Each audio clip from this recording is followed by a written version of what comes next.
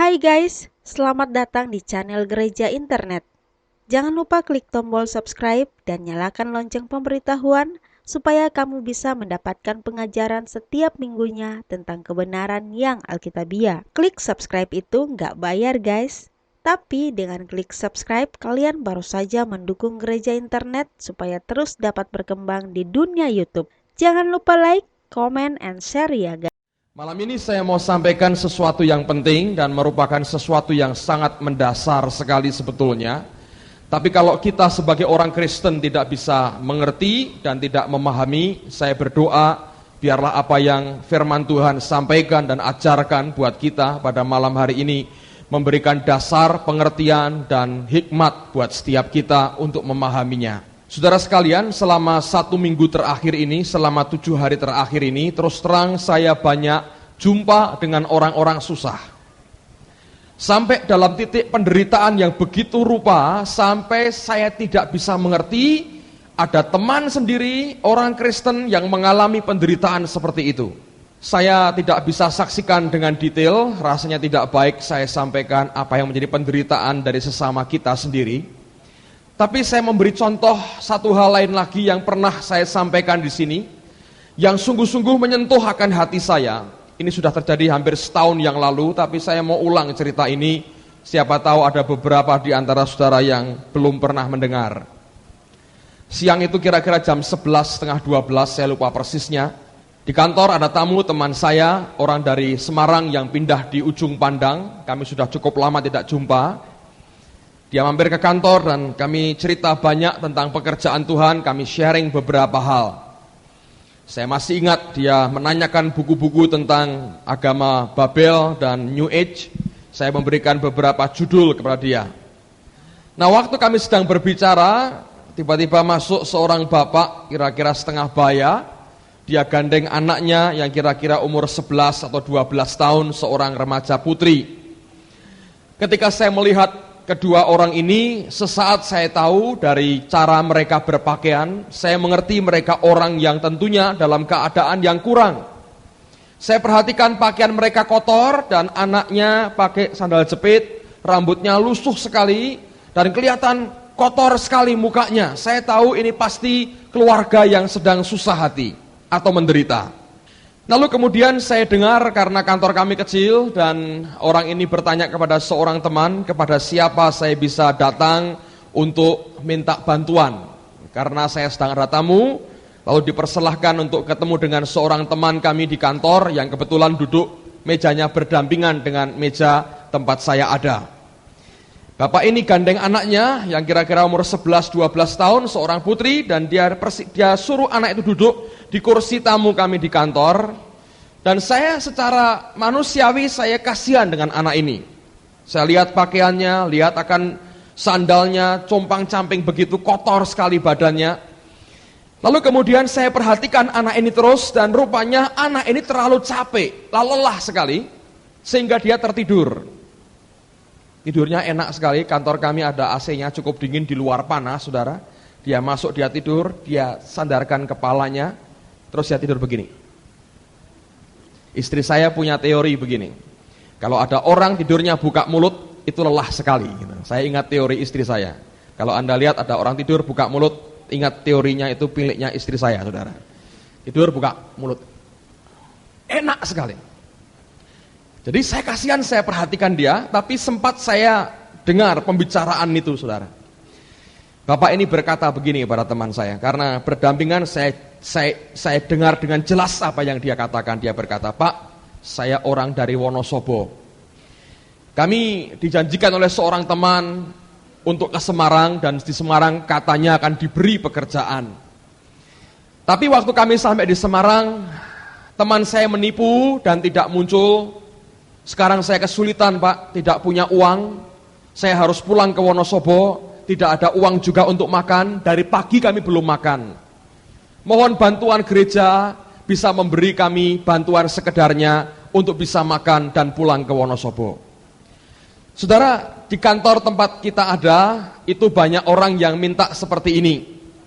Dengan sedih saya harus berkata, sebagian besar nipu, saudara. Pernah sekali Saya baru pulang dari kota Malang, KKR di Gereja Isa Al-Masih Malang, selama 3 hari 3 malam. Saya nginep di rumah dari pendetanya, itu satu kompleks dengan gereja, pastorinya. Jadi saya apalkan nama pendetanya, tiap hari makan sama-sama, KKR selama 3 hari di sana. Saya apal jalannya, jalan apa, tempat di mana KKR itu diadakan, di gereja. Jadi kan saya apal nama pendetanya, nama jalannya, tempat gereja itu ada. Siang itu ada orang ngaku dari kota Malang, yang nasibnya Malang juga, saudara. Datang juga berkata yang sama, kehabisan uang, mau pulang sekarang. Dia tunjukkan KTP-nya, saya Kristen, Pak. Dan memang betul, dari kota Malang. Lalu saya pura-pura tidak tahu, tanya, saudara. Pura-pura kan enggak apa-apa. Pura-pura tanya, saudara. Saya bilang gini, oh Bapak dari gereja mana? Oh saya dari Gereja Isa Al-Masih, Pak. Loh. Lalu kemudian saya berkata begini, Bapak kapan meninggalkan kota Malang? Ya baru 2 hari yang lalu. Di gereja lagi ada acara apa? Oh enggak ada Pak, sepi-sepi saja. Nah saya baru KKR dari sana kok, dianggap sepi saudaraku. Lalu saya tanya, itu gereja di jalan apa? Oh iya Pak, di jalan ini katanya. Loh kok keliru? Nah nama gembalanya siapa? Nyebut nama pendetanya. Salah lagi. Saya tunjuk Bapak, tipu saya. Dia bilang, oh tidak, saya tadi pagi baru pulang dari Malang di Gereja Isa Al-Masih, KKR 3 malam, Bapak berkata sepi-sepi saja. Nipu saudaraku. Ini kesekian kalinya. Nah ini Bapak ngaku dari Wonosobo. Ngomong begitu. Menyentuh hati kalau dengar omongannya saudaraku. Nah ketika mereka berbicara, teman saya berkata begini, Pak, apakah Bapak ada surat jalan? Oh maaf gak ada. Oh gak apa-apa. Coba ada nggak KTP-nya? Nggak ada juga KTP, SIM nggak ada katanya. Terus teman saya berkata begini, nah bagaimana kami bisa percaya Bapak dari Wonosobo? Ya pokoknya saya orang Wonosobo, Bapak harus percaya. Pokoknya saudaraku. Pembicaraan sudah mulai tegang, saya perhatikan itu anak yang tidur sambil buka mulut tadi saudara. Ketika saya perhatikan anak itu saya kasihan. Dan si bapak ini ngelihat kalau saya perhatikan anaknya, terus dia noleh ke belakang. Waktu dia lihat anaknya tidur, apa yang dia buat, saudara? Ini belum selesai ngomong loh. Dia berdiri, dia datangi anak itu, dia bentak dengan keras. Bangun, katanya. Ini anak terkejut, saudara. Dan saya bisa lihat dia gemetar, pucat wajahnya, lihat papahnya marah. Dia nunduk, nggak berani lihat wajah orang tuanya. Dan orang ini teriak dengan keras. Berani tidak aku pukul kamu katanya. Waduh, darah muda saya naik, sudah lihat gitu. Sampai sini. Karena hamba Tuhan hanya sampai sini, harus turun lagi saudaraku. Bukan hamba Tuhan bisa begini saudaraku. Saya berdiri saudara, saya berdiri. Saya bilang itu darah muda saya naik. Saya belum terlalu tua kan, naik sampai di sini saudara. Lihat orang begitu nggak bisa saya lihat. Saya bilang kenapa mau dipukul? Duduk saya bilang, urusan kita belum selesai. Duduk saudara. Teman saya ngerti, ini nipu bapak ini. Sudah mulai ketahuan nipunya, dia lampiaskan ke anaknya. Dia ambilkan Alkitab sama teman saya. Begini Pak, Bapak tahu akar persoalan manusia? Alkitab berkata, itu dosa. Dia ambilkan Alkitab, marah saudara. Dia bentak, dia berkata begini, saya kemari mau butuh uang, minta uang. Tidak minta diinjili. Diberi uang saya terima, tidak ya saya pulang, katanya gitu. Marah. Nah teman saya ini halus, tapi kalau ngomong sengak, saudaraku sering kali ya. Tajam sekali saudara. Dia berkata halus sekali, dia berkata begini. Ya, Bapak datang kami tidak mengundang, Bapak mau pulang tentu kami tidak keberatan, silahkan katanya. Makin marah saudara, apa yang dia buat? Dia tarik anaknya, ayo pulang katanya. Dia tarik anaknya hampir bentur pintu saudara. Bayangin. Karena enggak hatimu lihat gitu. Saya ingat peristiwa itu masih jelas. Dalam imajinasi saya masih ingat jelas sekali. Dan saya merenungkan anak seusia itu saudara. Teman-teman sebayanya yang nasibnya, tanda petik, lebih baik. Tentu sedang sekolah jam-jam itu. Atau sedang siap-siap mau pulang sekolah. Tapi anak dalam usia yang sama sedang ditarik-tarik papahnya untuk cari uang dengan tipu sana tipu sini. Saya baru ketahuan nipu ketika hari berikutnya saya ke Ungaran ke Taman Getsemani. Bapak itu ada lagi. Ngaku dari kota lain. Kok pindah sekarang saudara? Dalam waktu 1 kali 24 jam tempat tinggalnya lain kota lagi saudaraku. Ngarang ini bapak ini sebetulnya calon penulis skenario film ulung gitu saudaraku. Jadi dia ngarang cerita itu pinternya nggak karuan. Untuk nipu sana nipu sini. Cuman apa saudara? Untuk dapat uang. Itu contoh dari kehidupan manusia saudara. Saya ketemu dengan banyak orang yang punya keadaan yang juga lebih baik sedikit atau lebih buruk lagi, atau bahkan sangat buruk. Tapi kenyataan saya jumpa dengan banyak saudara yang itu keadaan hidupnya. Lalu saya doakan, saya merenungkan banyak hal. Tuhan, hidup ini bagaimana toh sebetulnya? Sebagian begitu gampang sekali sepertinya. Sebagian harus begitu menderita. Sebagian kerja sekian puluh tahun dan tidak menghasilkan apa-apa. Tambah ruwet, tambah kacau hidupnya. Sebagian begitu gampang. Terlalu mudah untuk beli mobil, beli rumah bagus. Rasanya gampang sekali. Orang lain begitu susah. Banting tulang, banting harga diri juga, saudaraku. Dan tidak dapat apa-apa. Saya merenungkan terus terangnya. Sampai akhirnya, saya ngaku ya saudara, hari Jumat yang lalu. Pagi saya berdoa untuk beberapa hal. Beberapa saudara saya bawa dalam doa, saya gumulkan di depan Tuhan. Lalu setelah saya berdoa, saya keluar, saya ke WC sebetulnya pagi itu saudara. Dan di WC itu Tuhan memberi penglihatan.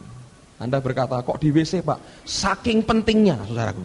Roh Kudus tidak sabar nunggu saya selesai, di WC dia beri penglihatan. Dan sebelum diberi penglihatan, dan saya tahu ini dari Tuhan. Tadi pagi selesai kebaktian pagi yang pertama, ada seorang saudara datang kepada saya berkata, dia kaget sekali, karena dia ketika masuk dalam gedung ini, dia berdoa, Tuhan beri penglihatan dan persis sama seperti yang saya gambarkan nanti buat saudara. Tapi sebelum saya diberi penglihatan, Roh Kudus hadir dengan jelas sekali. Dan dia bertanya begini, menurut kamu, kata Tuhan, nasib itu ada atau tidak ada? Saya bergumul dengan pertanyaan itu. Menurut saudara, yang namanya nasib itu ada atau tidak ada? Saya gumul, ada enggak? Akhirnya saya berani berkata, Tuhan, nasib itu ada. Lalu Anda berpikir, wah kalau gitu orang Kristen percaya nasib dong. Tunggu sebentar saudara. Ketika saya berkata begitu, Roh Kudus berkata, benar, nasib itu ada. Tetapi, nah ini yang penting, saya mau buktikan dulu, nasib itu ada. Coba buka Alkitab saudara. Galatia pasal yang pertama. Kita lihat hidup saudara. Dengan harapan selesai Anda belajar ini sama-sama. Saya berdoa tidak ada orang yang gambling dengan hidupnya. Tidak ada orang lagi yang berjudi dengan hidupnya. Galatia pasal yang pertama. Ayat yang ke-15. Apa yang Paulus katakan? Galatia pasal yang pertama. Ayat yang ke-15. Galatia pasal pertama, ayat yang ke-15.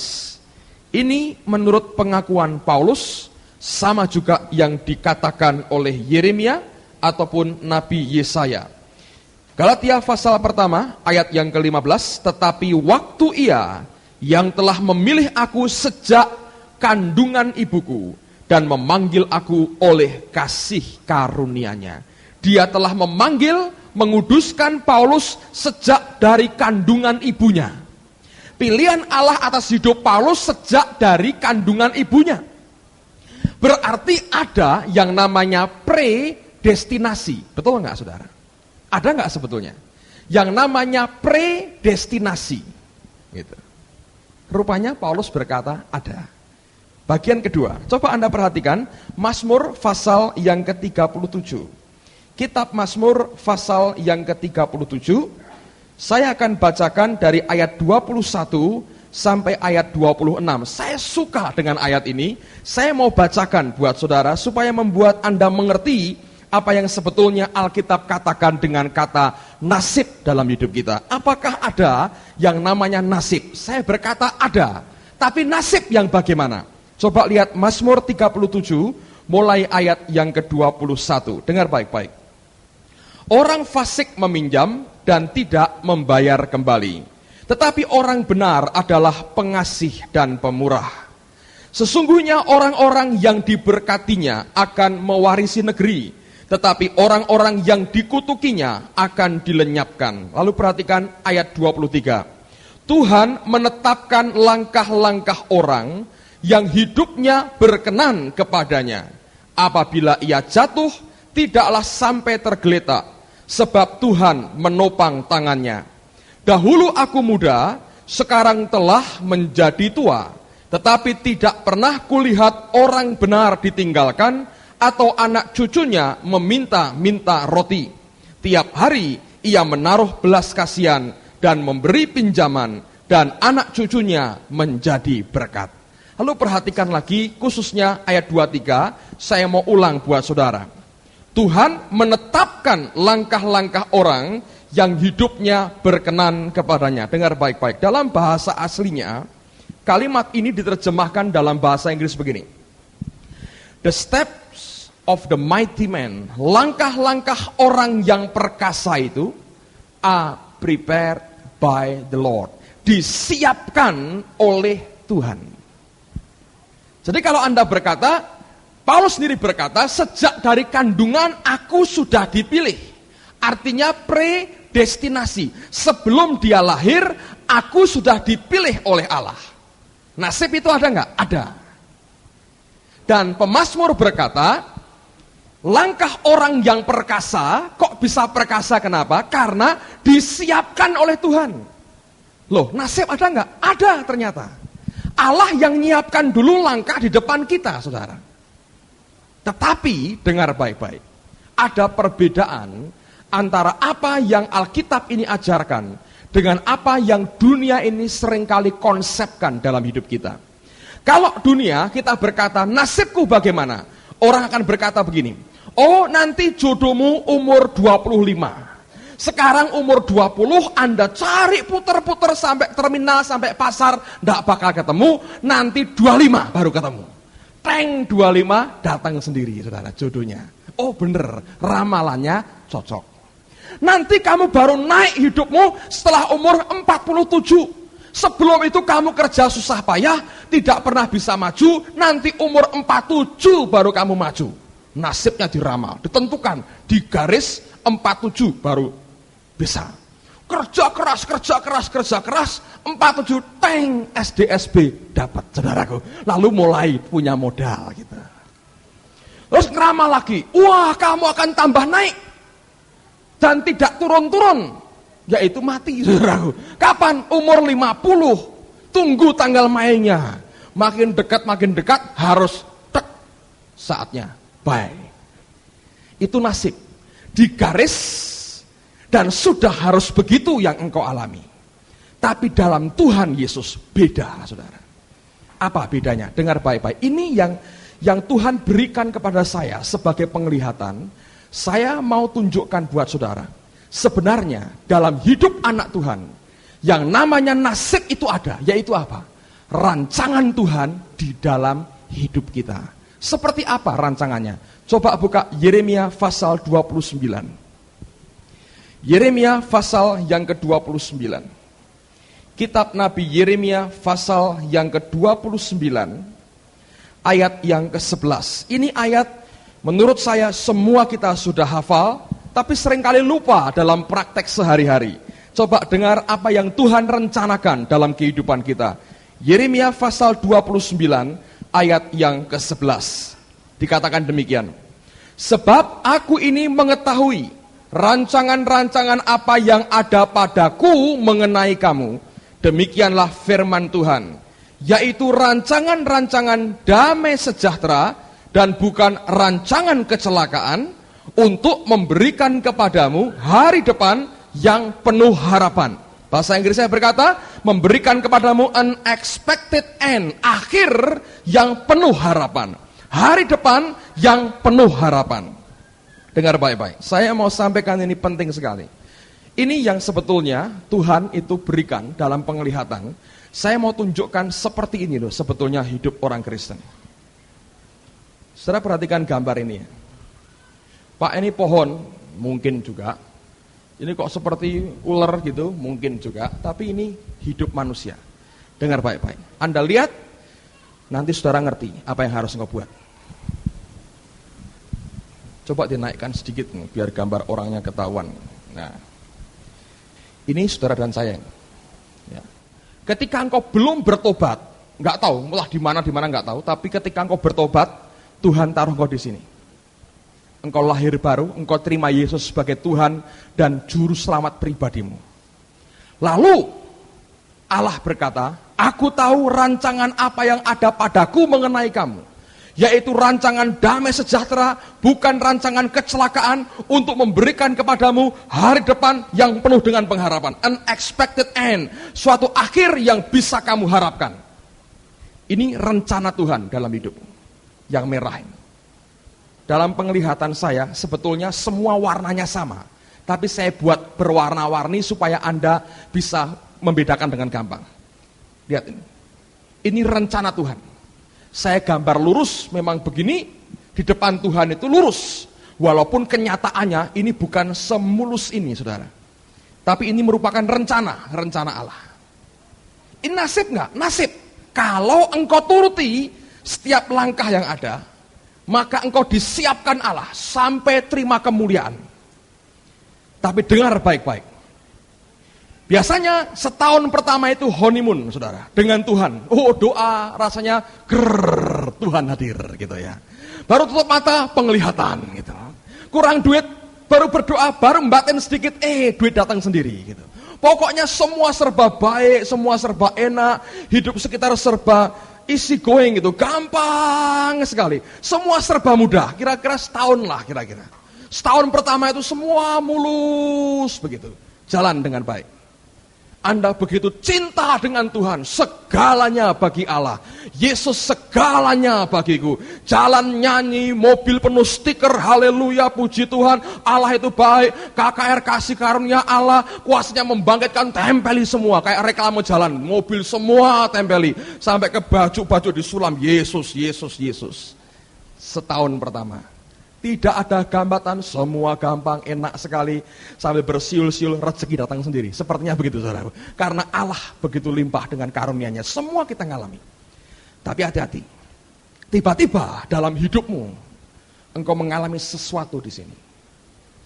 Di mana ada pilihan yang kau mesti ambil. Kadang-kadang muncul 3, saudara. Ini saya bedakan warnanya. Tapi coba kalau warnanya sama. Dihadapkan di sini. Yang di sini sepertinya sempit, suram. Engkau mulai melihat orang-orang mengecewakan. Engkau mulai melihat doa sepertinya tidak dikabulkan. Engkau mulai melihat sepertinya semua serba gelap. Tapi ada titik terang di sini.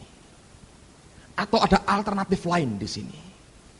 Sekali engkau salah pilih, engkau keluar dari jalurnya Tuhan, engkau menyimpang. Dan engkau jalan sendiri. Hilang satu kali, saudara. Contohnya apa? Saul. Coba buka. 1 Samuel pasal 13. 1 Samuel pasal 13 ayat 13 dan ayat yang ke-14. Dengar baik-baik. Apa yang Tuhan katakan nih. 1 Samuel 13 ayat 13 dan 14. Kata Samuel kepada Saul, perbuatanmu itu bodoh. Engkau tidak mengikuti perintah Tuhan Allahmu yang diperintahkannya kepadamu.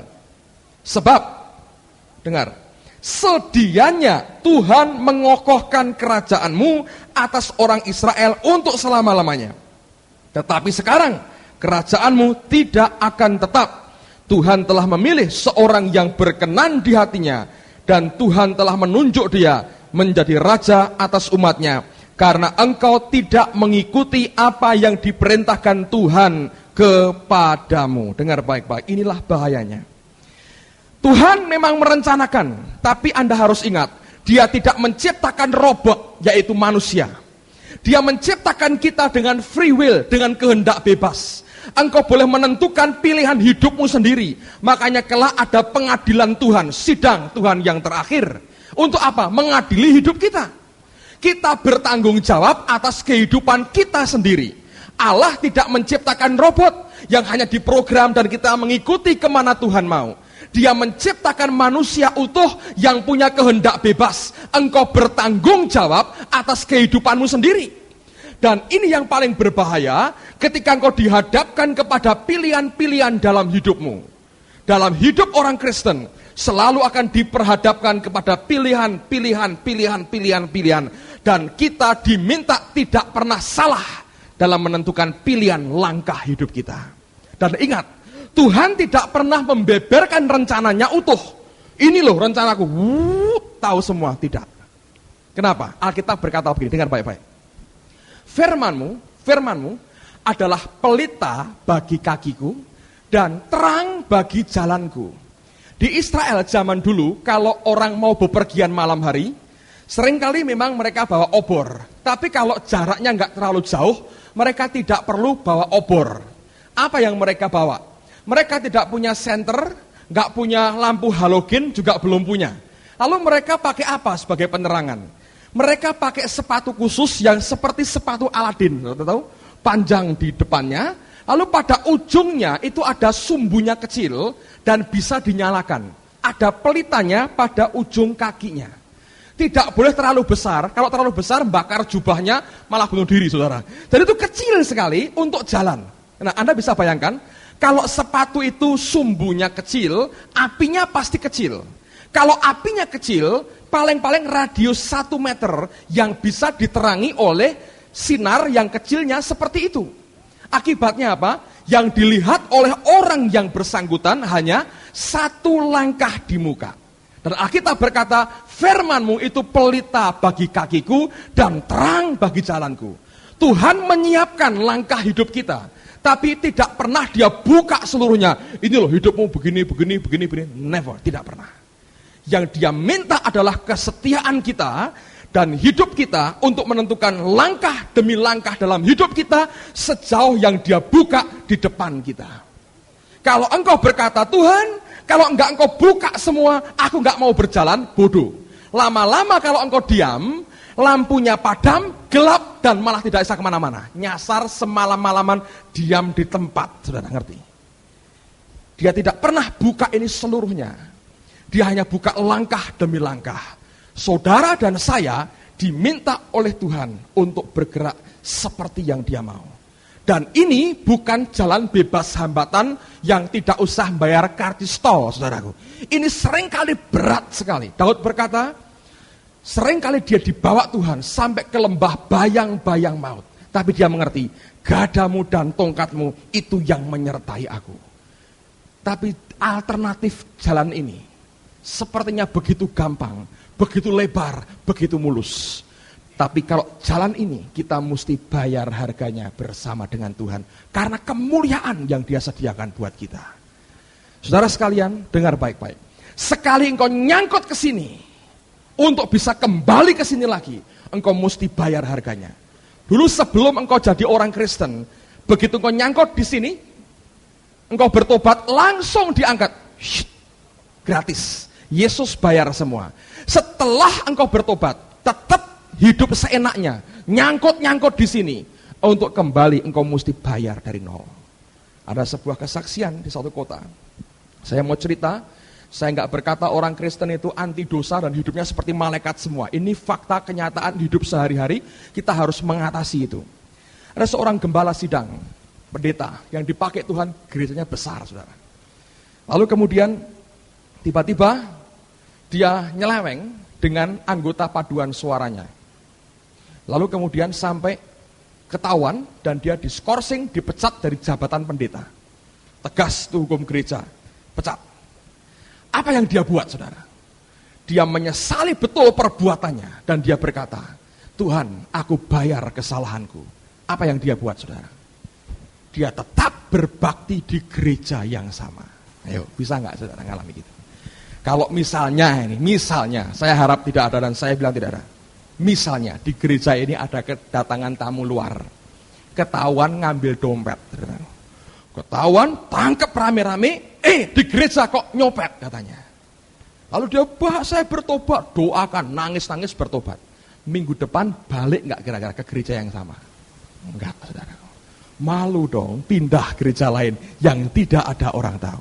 Ini pendeta tidak, rendah hati saudara. Duduk sebagai jemaat, duduk sebagai jemaat. Apa yang dia buat? Dia tunggu. Berbakti sebagai jemaat biasa, digantikan orang lain mimbarnya. Dan dia terima dengan senang hati. Ini orang yang bayar harganya. Satu kali, yang main musik tidak hadir.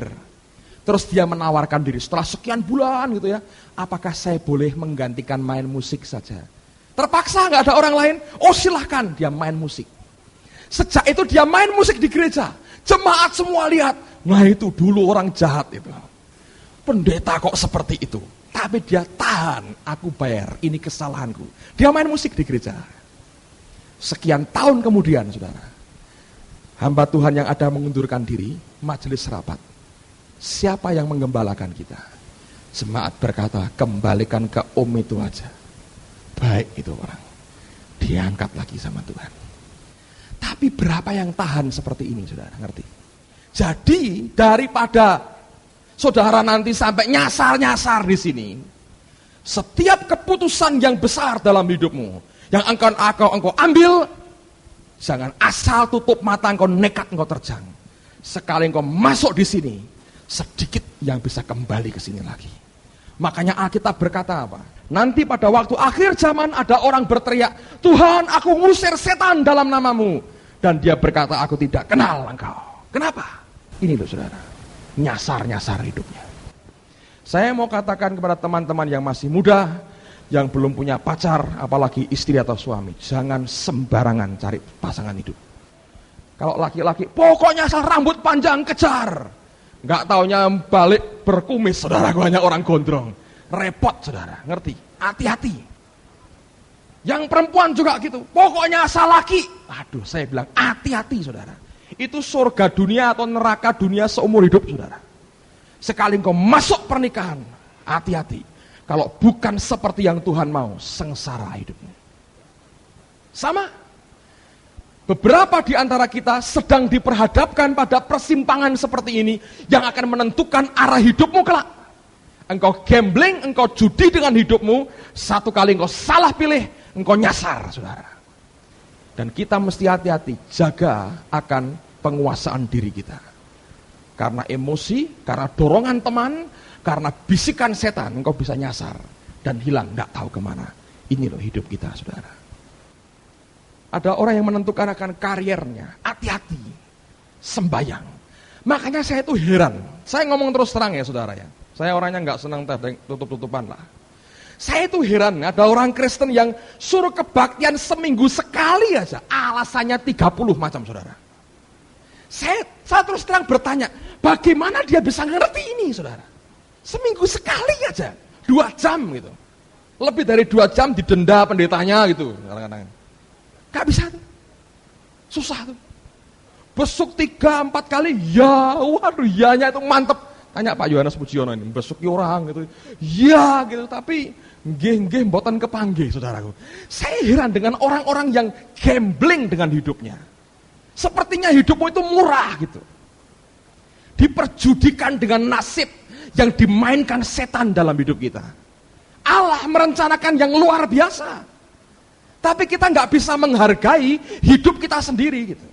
Seenaknya aja hidup itu. Saya nggak bisa mengerti dengan orang-orang seperti ini.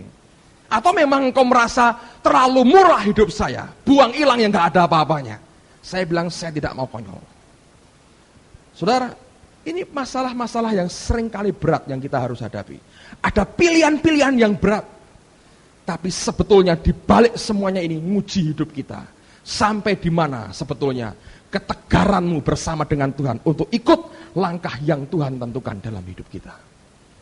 Nah, saya mau katakan apa yang mutlak buat kita. Hati-hati saudara.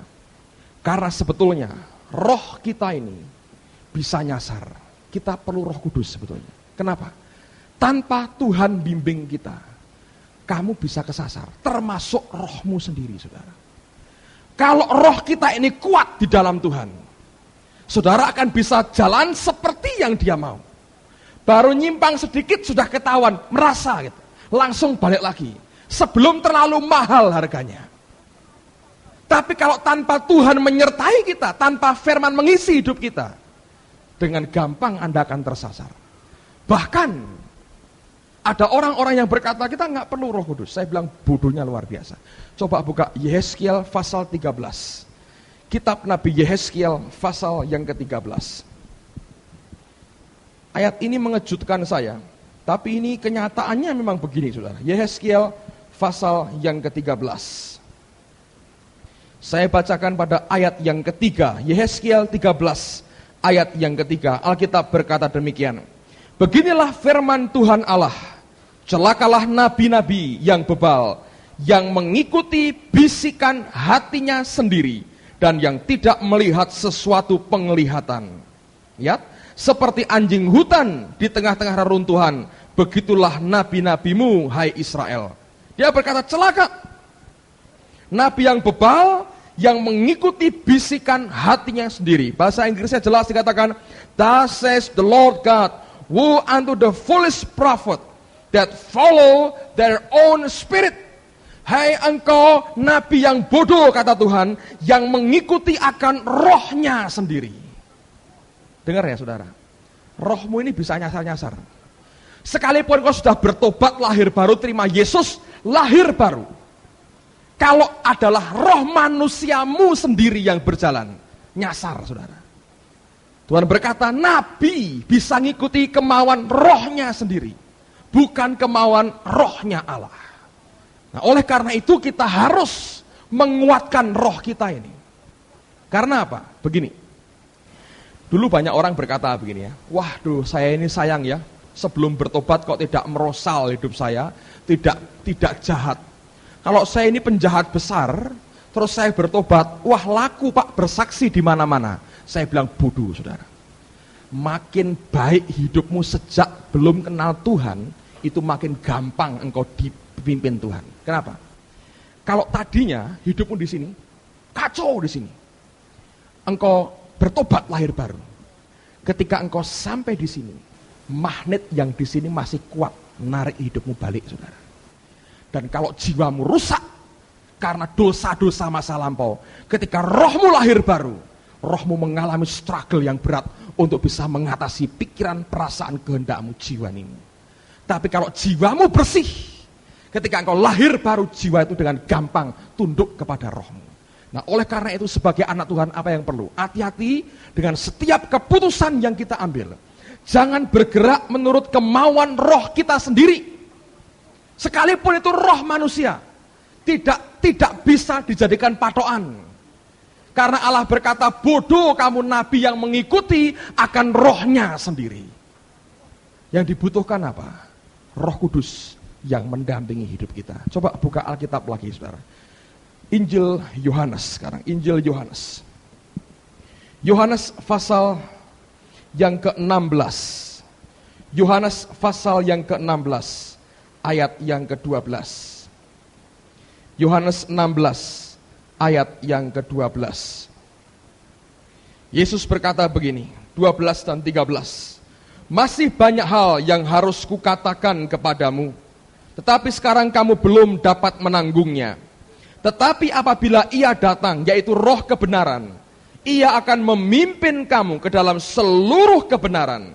Sebab ia tidak akan berkata-kata dari dirinya sendiri, tetapi segala sesuatu yang didengarnya, itulah yang akan dikatakannya. Dan ia akan memberitakan kepadamu hal-hal yang akan datang. Kalau bukan Roh Kudus, siapa yang tahu hal-hal yang akan datang? Dia berkata, masih banyak yang aku harus sampaikan. Tapi tunggu, kalau Roh Kudus datang, dia akan memimpin kamu dalam seluruh kebenaran. Rohmu tidak bisa dipercayai, saudara. Kalau saudara pikir dengan hanya roh manusiawimu saja engkau bisa, tidak bisa. Perlu Roh Kudus yang mendampingi kita untuk memimpin dalam seluruh kebenaran. Langkah demi langkah dipimpin oleh dia, diatur oleh dia, sampai rohmu itu kuat. Begitu rohmu itu kuat, lihat saudara, apa yang terjadi? Buka Amsal pasal yang ke-18. Sebetulnya ini yang Tuhan mau berikan buat kita. Amsal pasal yang ke-18, ayat yang ke-14, Alkitab berkata begini. Orang yang bersemangat dapat menanggung penderitaannya, tetapi siapa akan memulihkan semangat yang patah? Bahasa Inggrisnya, the spirit of a man will sustain his infirmity. Roh manusia itu akan membuat dia mampu menanggung penderitaannya. But a wounded spirit, who can bear? Tapi roh yang luka, siapa yang sanggup menanggungnya? Rohmu sendiri tidak bisa dipercaya. Engkau perlu didampingi roh Allah. Kalau rohmu kuat, engkau akan sanggup tahan dengan penderitaan. Kalau rohmu loyo, engkau tidak akan tahan dengan penderitaan. Saudara sekalian, ini yang sebetulnya perlu buat setiap orang percaya. Dan dari sejak kecil, dari sejak dini, sejak muda, mari biasakan bergaul dengan Tuhan. Roh Allah itu bukan sesuatu tapi pribadi. Kalau kita bisa bergaul dengan dia, dia pimpin dalam seluruh kebenaran. Dan ini yang orang Kristen harus mengerti. Kalau tidak, hidupmu nyasar, saudara. Sampai Allah berkata, nabi saja bisa ngikuti rohnya sendiri, suara batinnya sendiri. Yang Tuhan mau adalah apa? Kita bergerak berdasarkan apa yang Roh Kudus ini pimpin di dalam kehidupan kita. Nanti goalnya seperti apa? Saya mau bacakan 3 ayat terakhir. Nanti Anda melihat sampai di mana sebetulnya goal yang dicapai, yang diinginkan Tuhan dalam kehidupan kita. Coba buka pada Kisah Rasul pasal yang ke-15, ayat yang ke-28. Dengar baik-baik, Petrus berkata begini. Sebab adalah keputusan Roh Kudus dan keputusan kami, supaya kepada kamu jangan ditanggungkan lebih banyak beban daripada yang perlu ini. Waktu sidang di Yerusalem, mereka debat, akhirnya mereka mencari kehendak Allah. Petrus berkata, adalah keputusan Roh Kudus dan keputusan kami. Apa yang Paulus katakan? Roma pasal yang ke-9 ayat yang pertama. Roma pasal 9 ayat yang pertama. Dengar baik-baik, saudara. Roma 9 ayat yang pertama. Aku mengatakan kebenaran dalam Kristus. Aku tidak berdusta. Suara hatiku turut bersaksi dalam Roh Kudus. Inner man-nya bersaksi dalam Roh Kudus. Tidak pernah dia bergerak sendiri. Mesti bersama dengan Roh Kudus dalam hidupnya. Itu sesuatu yang konkret, yang jelas sekali. Yang setiap hari kita mesti mengikuti akan apa yang Roh Kudus ini mau katakan dan ajarkan kepada kita.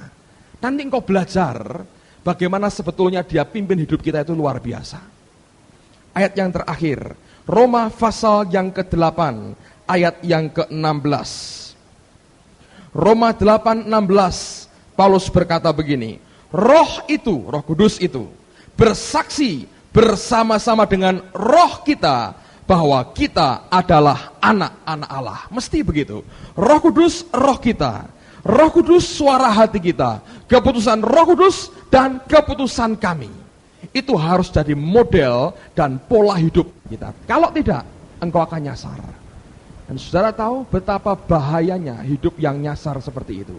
Sebagian besar, coba Anda perhatikan, orang-orang yang hidupnya dililit terus oleh kesulitan.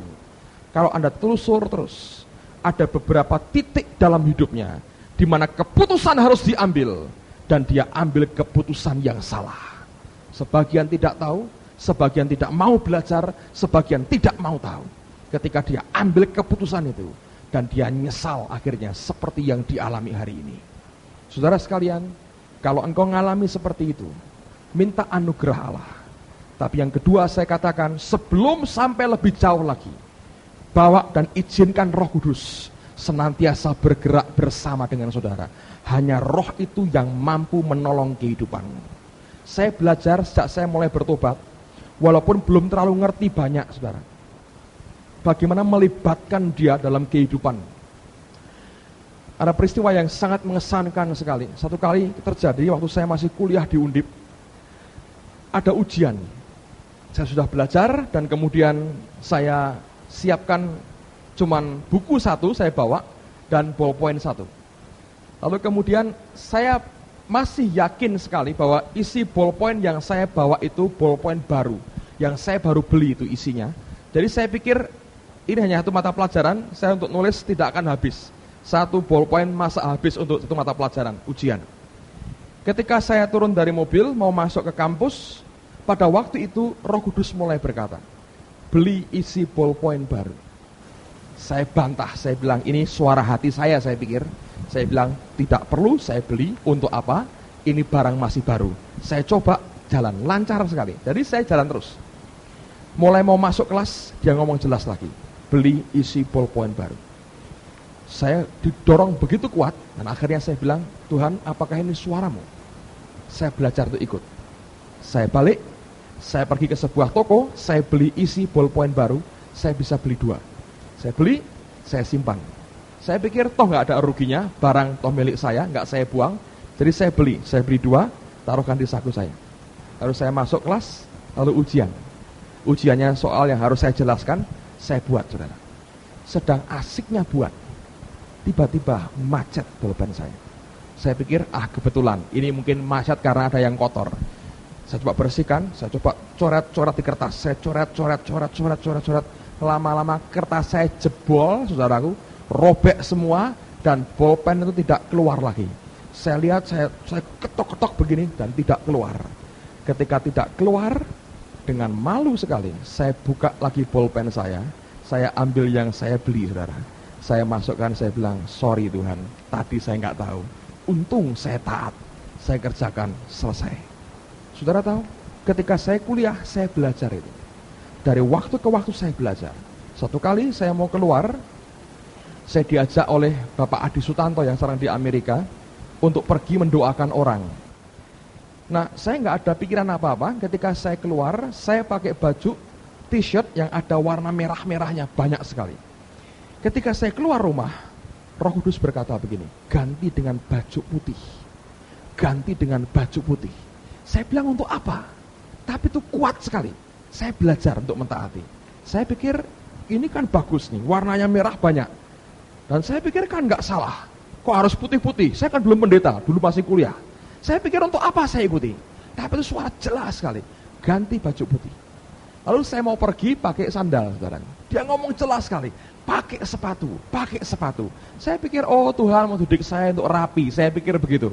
Tapi saya coba taati, saudara. Saya pakai sepatu, ganti baju putih.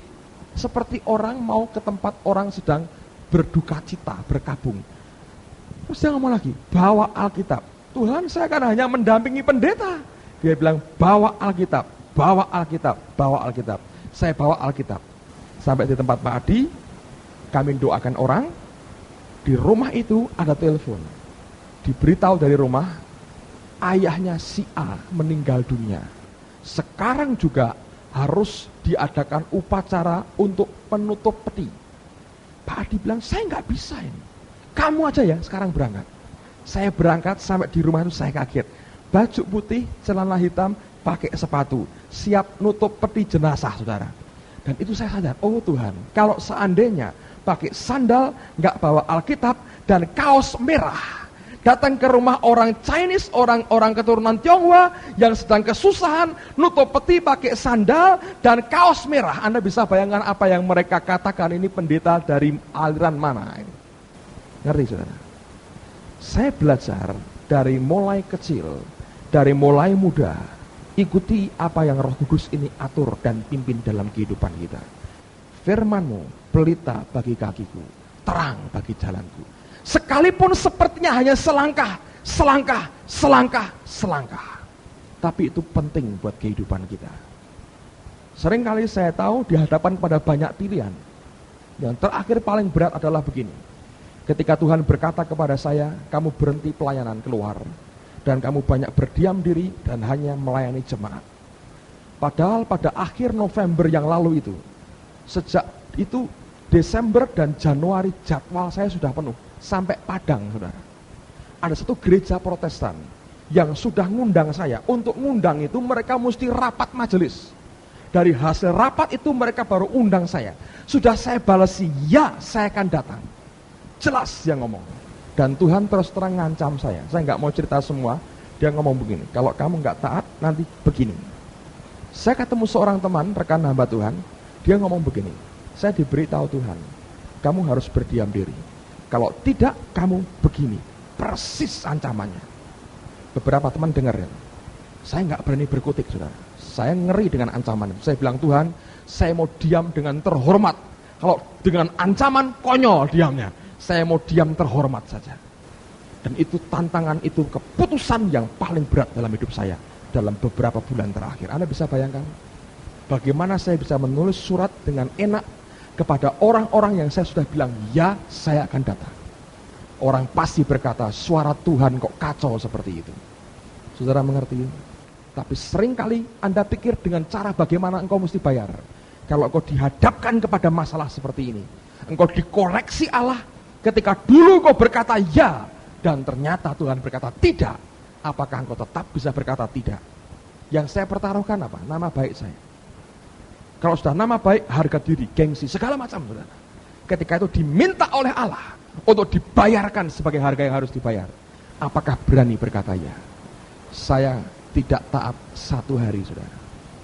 Ada 1 jadwal yang tetap saya layani. Dan ketika saya kerjakan itu, Allah ancam saya. Langsung saya pulang, saudara. Saya ngomong terus terang kepada teman saya ini, saya minta pengertian, saya pulang ke Semarang. Seringkali tidak masuk akal, seringkali susah dimengerti akal kita. Tapi dengan apa kita mesti bayar? Ketika kita mendengar dia berkata, dan kau mesti berani korbankan. Dan yang indah, saudara, ketika saya surati, semua bisa mengerti. Tidak satu pun yang berkata, wah, enggak. Ya sudah Pak, kalau begitu keadaannya, kami bisa mengerti. Semua bisa mengerti. Tapi ketika saya harus memutuskan untuk berkata, maaf, saya tidak jadi datang. Itu struggle, tantangan yang sangat berat dalam hidup saya. Bukan kenapa-kenapa. Saya pertaruhkan nama baik saya sendiri. Hamba Tuhan hanya punya 1, saudara, nama baik. Kalau itu cemar, hancur dia. Kalau dia cemari sendiri, dia akan hancur. Saya tidak pernah sengaja batal-batalkan, tidak pernah. Dan banyak orang tidak bisa mengerti tadinya. Ketika saya kerjakan itu, semua bilang, ya sudah, kalau memang begitu keadaannya. Dengar, saudara. Seringkali keputusannya tidak mudah. Tapi setiap ada hal yang besar yang saudara harus ambil dalam keputusan hidupmu, jangan pernah engkau lupa untuk menyertakan Tuhan dalam kehidupan kita. Dia yang tahu mana yang terbaik buat kita. Malam hari ini, saya mau doa. Ada beberapa mungkin yang sedang menghadapi persimpangan jalan seperti itu. Mungkin pertigaan, perempatan jalan. Mungkin pilihan begitu banyak. Hanya 1 yang dari Tuhan pasti. Yang lain mungkin pilihan manusiawimu sendiri. Yang lain mungkin jebakan setan yang menghancurkan hidupmu. Tapi mari berdoa supaya Tuhan sumber kekuatan itu memberikan akan tuntunannya.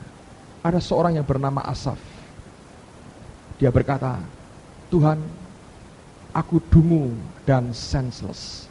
Aku dungu dan tidak merasakan apa-apa. Seperti hewan aku di dekatmu, tapi aku tetap di dekatmu. Dan dia berkata, engkau pegang tangan kananku. Dan dia berkata, thy counsel guide me. Nasihatmu membimbing aku, sampai engkau bawa aku dalam kemuliaan. Saya berdoa supaya setiap kita menaikkan kerinduan dan doa yang sama. Thy counsel guide me, sampai engkau bawa aku dalam kemuliaan. Amin, saudara. Mari kita berdiri bersama-sama.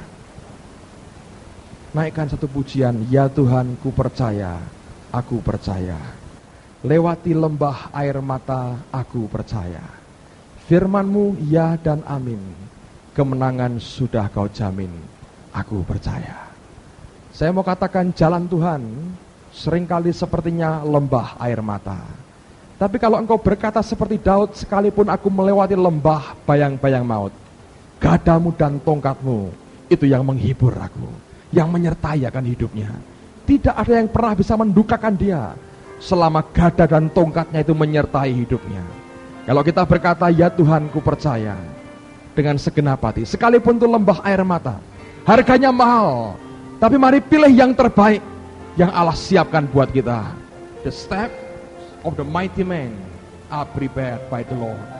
Langkah orang-orang yang perkasa bukan karena dirinya perkasa, tapi sesungguhnya karena disiapkan oleh Tuhannya sendiri. Haleluya.